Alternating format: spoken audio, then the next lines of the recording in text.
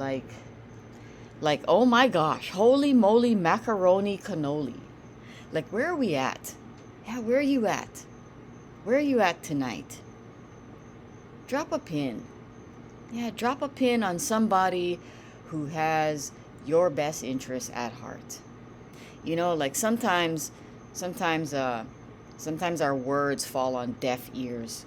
Like people who aren't meant to hear what we have to say, um, just weren't meant to hear it. Like some people are so self-absorbed, yeah, with themselves that they they don't listen to listen.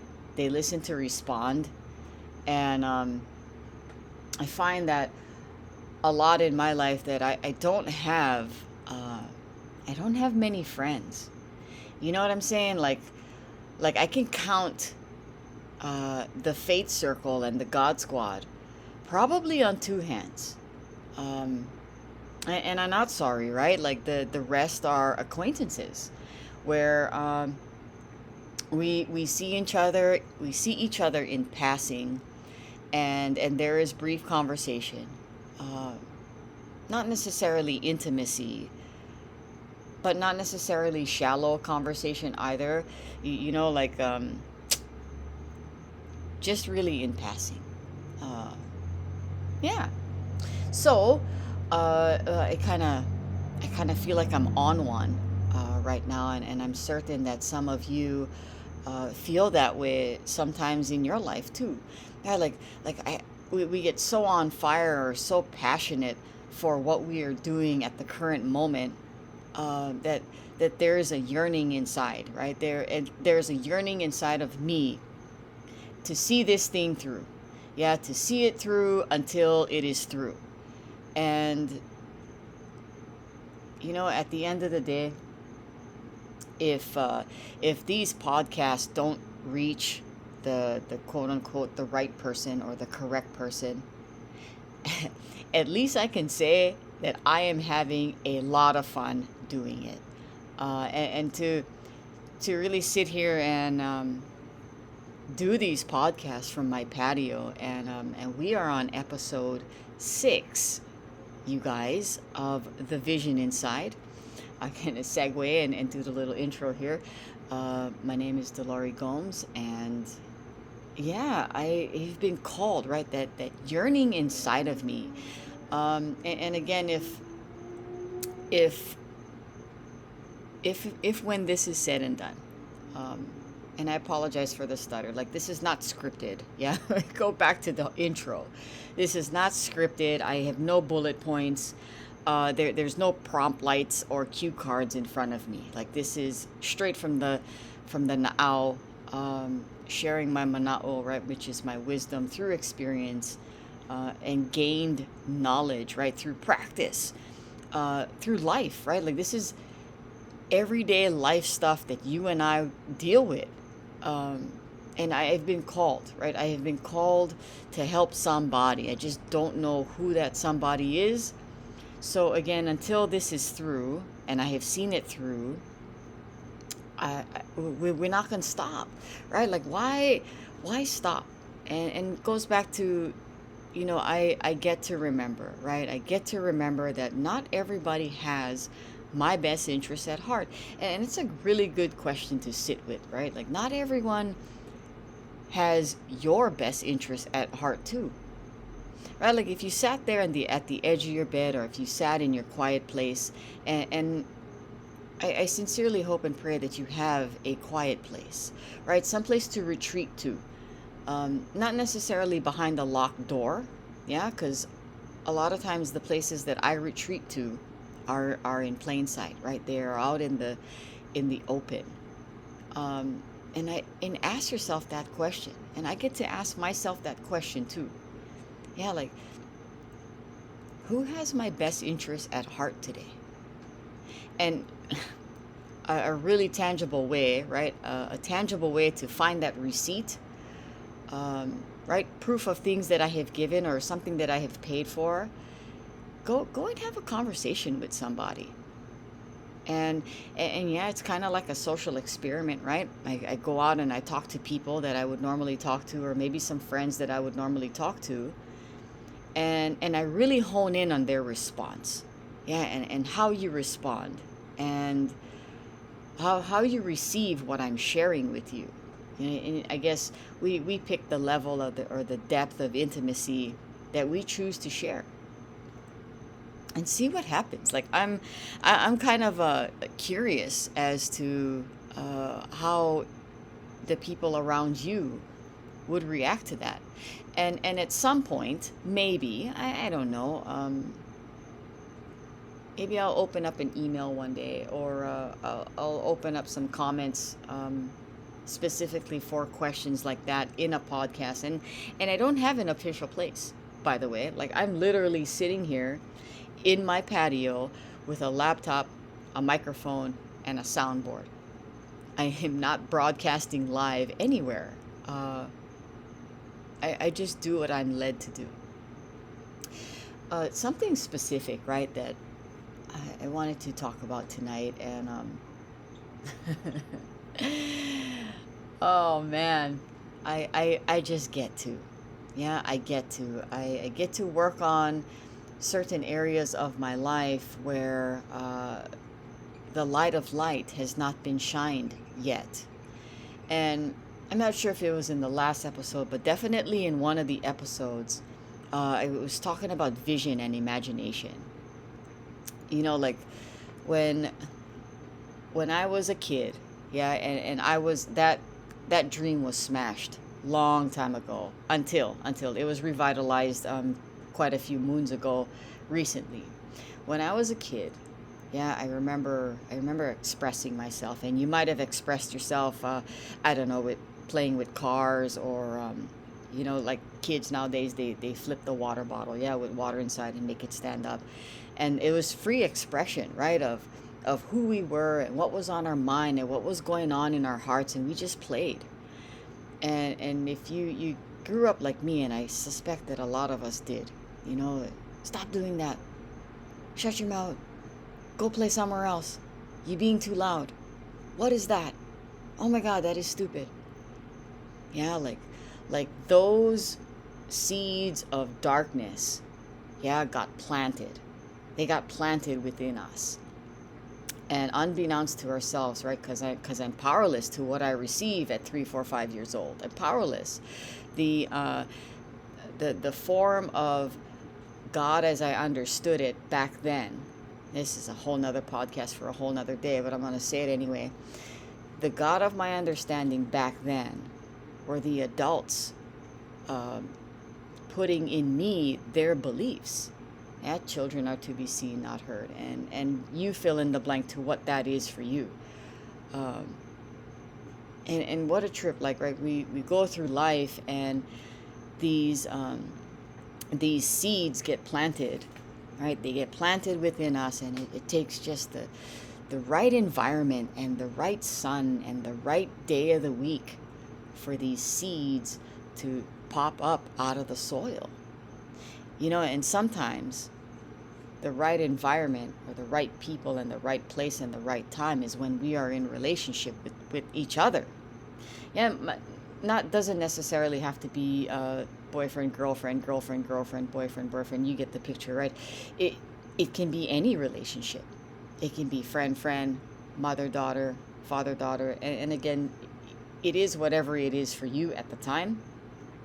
So these seeds get planted, right?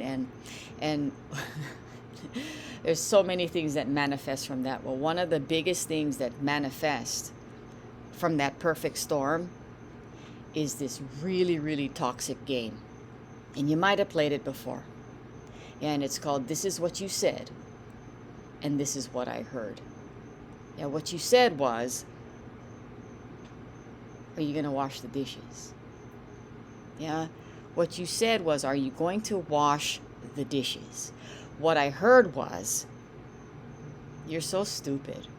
Why aren't those dishes washed? Don't you know that we need the dishes done? What have you been doing all day? Why are you so lazy? Yeah, and I, whew, that seed of inadequacy, right?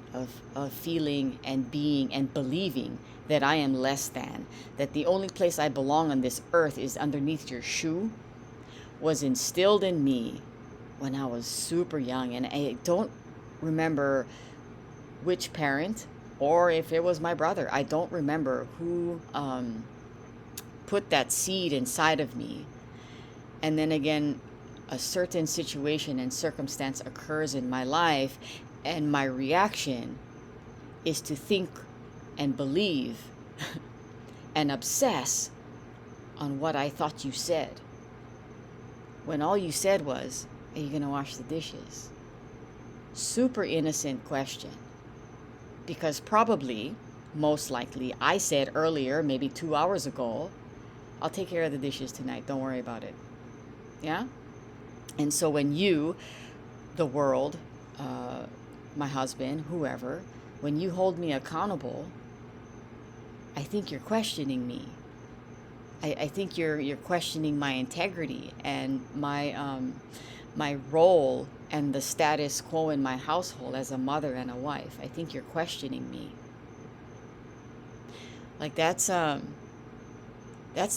gosh, we can write chapters and chapters and chapters on that. Like the feelings of insecurity that come from abandonment, that come from people leaving, right? People leaving us. And I make that about me. Yeah, I make you abandoning me about me. Like you left me here.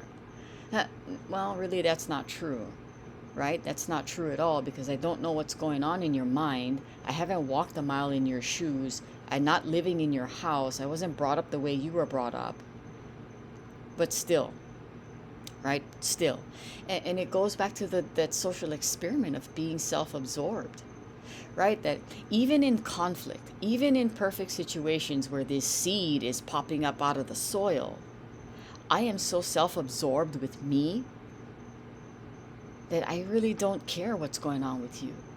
I don't care. I don't have the capacity or the emotional capacity to care about you. And what I found in my life, and I've done some work around this stuff. Oh, gee, I wonder what work you're doing.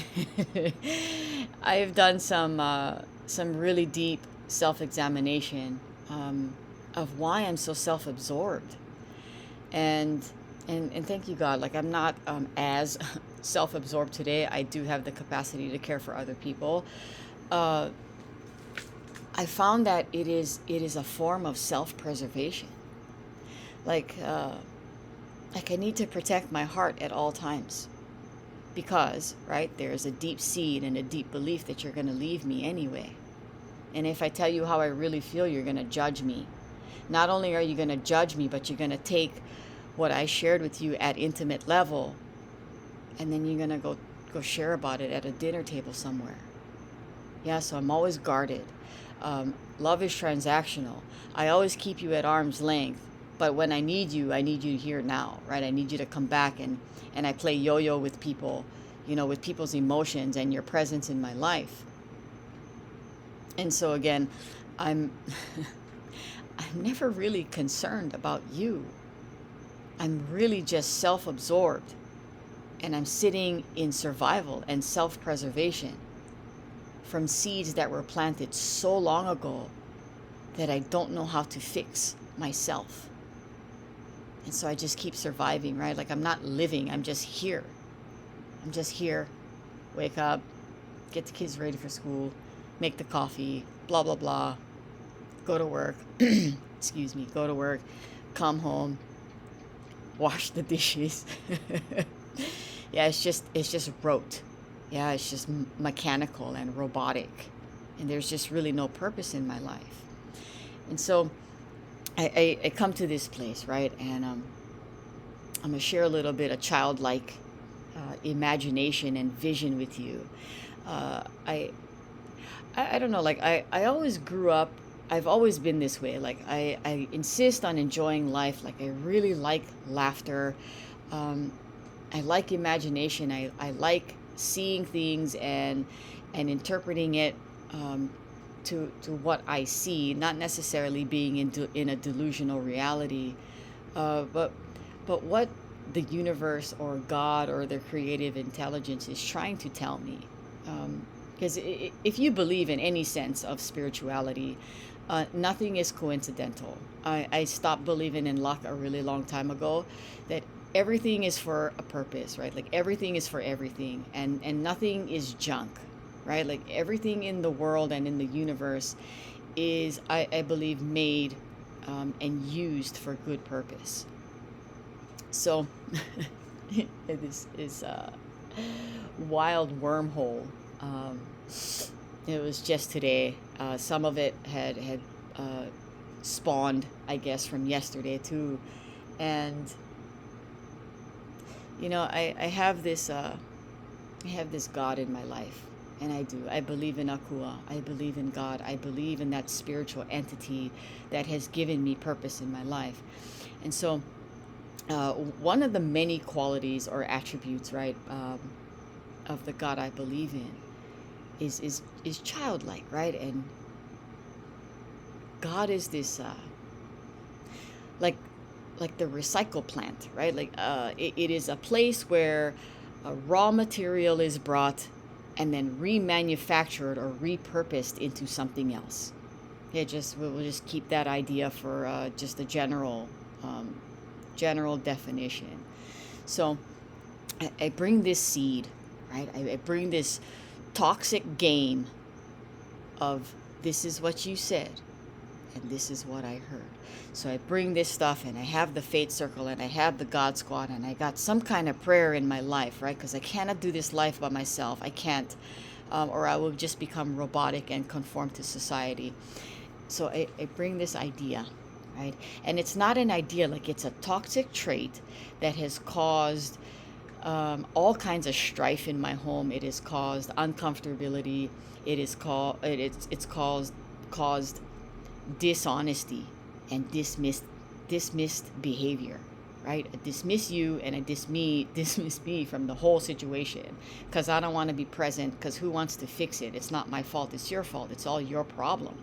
You fix them. So I bring this to the table, right? And I tell not everybody, I tell the God Squad and the Faith Circle, like this is what happened. Yeah, and I bring this original idea, and I bring this raw material to the table, and it becomes an idea. It becomes a vision of what if, like what if there is something that I can do that you can help me with, right? What is it that I can do to help fix, right? And essentially unlearn. I believe a really huge process in life is the process of becoming human, and the process of letting go, right? There are many ways to get to that place of letting go of fill in the blank, right? Letting go of those old seeds that were planted inside of us from many years ago. So I bring this raw material, and you give me ideas, right? Like oh my gosh, Dee, like that's something that maybe we'll look at with prayer and a little bit of willingness, right? So I write that down on a post-it. Okay, and bear with me, right? Like my mind and my imagination is a huge part of my life. So I write them down on this post-it, and I just slap it up on the whiteboard. That imaginary whiteboard that never ends, right? It stretches always, at all times, in all directions. So slap the post-it. It's like, okay, that's a toxic trait. It's causing unmanageability in my life. I don't like being angry, right? Like there doesn't have to come to anything. There came a point in my life where I was sick and tired of being angry. And I have tiny humans that live on the other side of that screen door. And I'm very blessed to be their mother today. There came a point where I just didn't want to be angry anymore. I was angry all the time. Absolutely spiritually dark. My life was absolutely mechanic and robotic. So I throw this post-it up on the wall, and I make a decision. Yeah, I make a decision that I don't want to be that way anymore. Like, I don't want to hear things that you say, perceive them as something else, and act out on delusion. Oh my gosh, that's just a recipe for a whole life of anger and unmanageability and really bad decisions, right? Really, really bad decisions, you guys. Like, you guys can fill in the blank on some of the decisions that you've made, and so can I, right? I am far from rendered white as snow, okay? Far from it. Anyway, so put this post-it up, and you guys give me, right? You guys give me different solutions, right? The God Squad, the Fate Circle, whoever I choose to confide in, like, you guys give me solutions. It's like, oh, try this one and try that one, and I take this post-it note and I sit in my prayer closet and I take it to the ocean, and I ask God to help me with this, right? Because I just don't want to. Yeah, the fear of what I have. Yeah, the unknown, the fear of the unknown is greater. Yeah, and it has to be greater for me to want to change, because I know what I have, and what I have is just a whole bunch of anger. And so the fear of the unknown has to outweigh that for me. And I got to be willing to take that leap of faith. I got to be willing to be a little bit honest. Yeah, not just with myself, but with another human being. And I mean, we talked about that in earlier podcasts too, right? The capacity to be honest and rigorous honesty. So back into imagination, right? So we got the post-it note. And then you ever, for any of you cooks or chefs out there, or just good old parents, right? Like the way you test a spaghetti noodle. Yeah, water's boiling, you got the noodles in there, specifically spaghetti noodles, because that's kind of what we learned to do, right? You grab a noodle and you toss it up against the fridge or the wall, and if it sticks, it's done, right? I don't know. I mean, maybe that trick has changed, but it's been my experience that it hasn't. So I get solutions and I pick up the spaghetti noodle, I fly them against the wall, and it doesn't stick. Like, it just falls on the ground. It's like, oh, okay. So I tried different solutions and I applied different attitudes, and it's just not working right. I fly the spaghetti noodle, nope. Fly the spaghetti noodle, nope. And one day, you tell me, yeah, the Fate Circle, the God Squad, you guys tell me, the people who have my best interests at heart, you guys tell me, Dee, maybe you should just re-clarify what was asked of you. What? Wait. You're asking me to communicate? Communicate. Oh. Well, geez, that's a foreign concept. Because let's just be real about it. I expect you to read my mind. Right? Maybe? I don't know. I highly suspect I'm in the ballpark. I know I ain't alone. I am not alone. There's no way I can be alone. Communicate. Yeah? And communication, it requires me to care about what you're saying. Oh my gosh. So when you say, hey, are you going to wash the dishes? And my immediate response is to defend my heart, I gotta take a breath.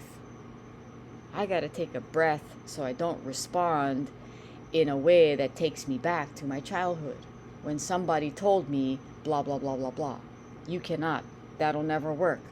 Why are you doing that? All the things. And respond in a way that changes my behavior through practice. Yeah, like, this stuff doesn't change overnight. It hasn't in my life. It might have for you, but it sure as hell hasn't in my life. And it's the second or the third thought, maybe even the fourth thought, is the one that actually comes out of my mouth now. Where my immediate response is not to defend my heart. My response is, yep, I said I was going to do that a couple hours ago.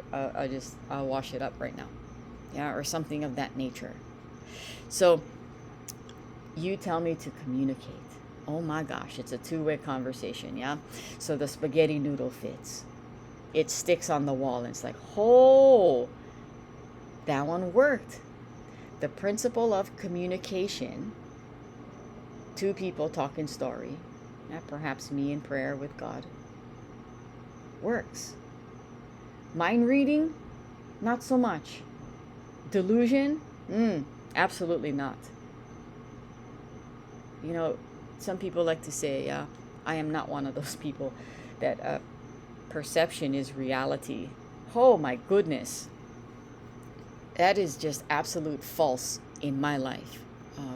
Especially because there's been, deep self-examination within myself, not just of my life, of, my family life. There's been deep self-examination with work life, my mental and spiritual assets, I guess you could call it, and doing my best also to let go of what isn't working anymore, and to really recognize what is causing my life to be so unmanageable, right? Which breeds anger and fear inside of me, that the only way I know how to react is out of fear. Out of fear. You share a spoiler alert, yeah? Anger is the mask of fear. Right? Because it's just true in my life. Why am I angry? Why am I angry? And, after I ask myself that like 3 or 4 times, I get to the part where I ask myself again, why am I angry? Well, because you're not acting right. Why aren't you acting right? Because I expect you. Oh, there's that delusion. I expect you to act a certain way. Well, what way am I expecting you to act? There's a seed. There's the seed right there of expectation. Yeah, that at some point, somewhere in my life, I was taught, a seed was planted, that you are supposed to act a certain way. As a spouse, as a sister, as a brother, as a pastor, as a teacher, as a sports coach, you are supposed to act a certain way. And when you fail me, I get all weirded out. I get angry. Which again is the mask of fear. And what am I afraid of? What am I afraid of? Yeah, this is like the ugly, gut-wrenching part. Yeah, what am I afraid of? I'm afraid that you won't like me. Yeah? I'm afraid that I really aren't good enough. That my whole life thinking that I was inadequate, I really am inadequate. And that I really should dismiss myself from reality, dismiss myself from my home, dismiss myself as a wife, a mother. And you know what? I might as well just dismiss myself, period. And that's a scary place to be, you guys. That is a scary, dark place to be when I am lacking honesty, at bare minimum, with myself and another human being. Lacking that depth of honesty. And being in a place of spiritual darkness where I don't know up from down. I just don't. And so we come to this place where the spaghetti noodle sticks and they're sticking on the wall, and it's like, oh my gosh, like I'm starting to gain traction in my life. This is the hope, you guys. This is the hope. We're going back into the vision, into imagination. This is the hope. So I'm willing to take a suggestion. it's a whole nother process, a whole nother podcast for another night. Yeah, the word willingness, and coming from a place of being so willful, yeah, guard my heart, being standoffish, being super resistant and defiant, to a life of willingness, where when you tell me, hey, you're gonna wash the dishes, it is exactly that. No more, no less. You're holding me accountable for something that I said I was going to do earlier. So we'll go back to the vision and the imagination. So the spaghetti noodle sticks. And I come back, or I come to, right? I come to this place of being absolutely childlike again. Like there is freedom in imagination. There's freedom in being able to play without parameters. Yeah, to play without rules. And so you guys, growing up, and you might have, you might not have. I have. I remember going to Collar Hill School. Collar Hill School, and pulling the toilet paper roll, like pulling them, yeah, and all the toilet paper comes off the roll. Well, maybe not all of it, but a big old wad of it comes off the roll, and balling it up in my hands, and turning on the faucet in the sink, getting that toilet paper all wet, and looking right up at the ceiling, and hucking that toilet paper roll, that wet ball of tissue, right up to the ceiling, and being in so much joy and marveling in that toilet paper ball that is mine. And that, my friends, is joy. It is being absolutely childlike in the presence of freedom. And put it all together, right? Like that is again, that is just it is a really huge trait and attribute in the God that I choose to believe in today.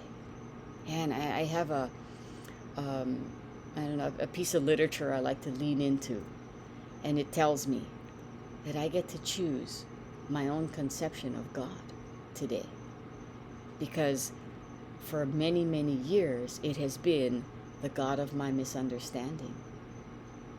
Yeah, and today I choose not to misunderstand. Today I choose to grow and evolve and move with the platforms that are built and created for me. Yeah, so recap. So I bring this toxic trait to the table, and I bring it to the right people, because I don't have to dance with everybody. Yeah, but God, I gotta dance with one body, at least somebody, and be honest about where I'm at, and I drop a pin. So I share this toxic trait, and you guys give me solution, and we sit and we talk about it, and we find a solution that sticks. Yeah, we find the one that sticks, and we apply it. I apply it, and I gain traction in my life, and I come to this place of being absolutely dependent. And here's the amazing part. Here's the hope. Yeah, that the new belief, the old one that was discarded through practice and honesty, the new belief, or if you want to call it a spiritual awakening, yeah, the revelation, revealed truth, is that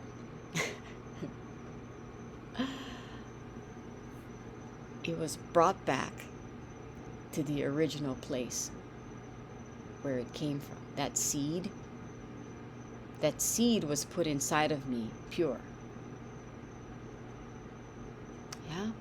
The seed of imagination was put inside of me pure.